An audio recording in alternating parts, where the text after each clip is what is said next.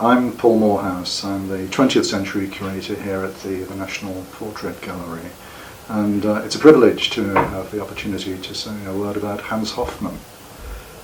I think the subject of this Catalogue Raisonné is one of the really major figures of 20th century art.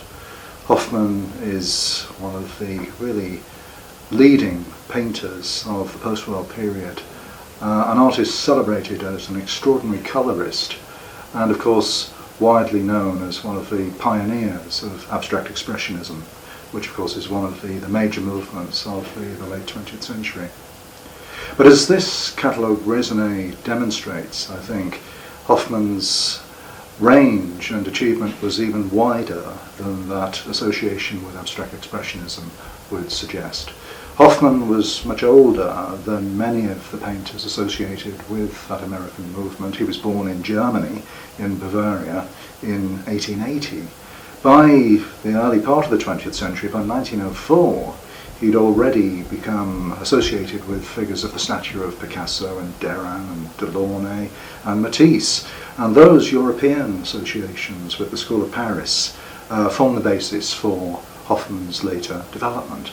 But his development was both, in a way, a blessing, a double blessing, and perhaps a double curse, because if Hofmann hadn't become celebrated as a great painter, he might have become known as a great teacher, because from the early part of the 20th century onwards, his career diverges both between painting and teaching. He was from 1915 based in Munich, already amassing recognition as a gifted teacher. By the early 1930s, he'd begun to visit America and settled in America.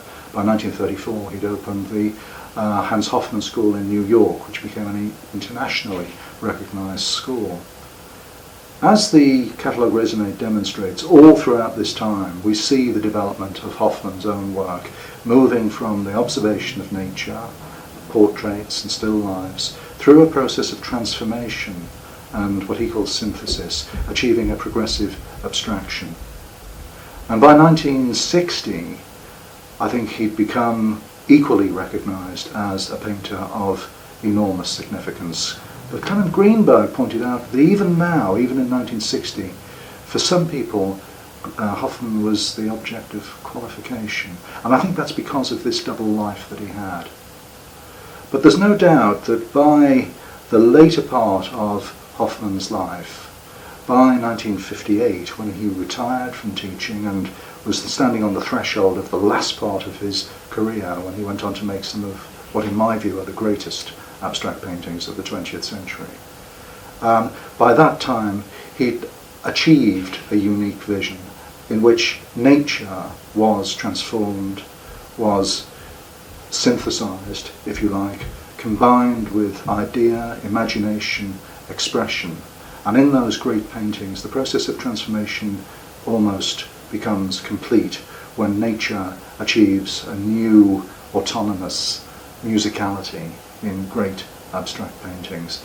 And it's this journey, it's this marvelous process of transformation from nature to abstract painting, which is traced in the Catalogue Raisonné. And for me, that's why it really is an enormously significant publication.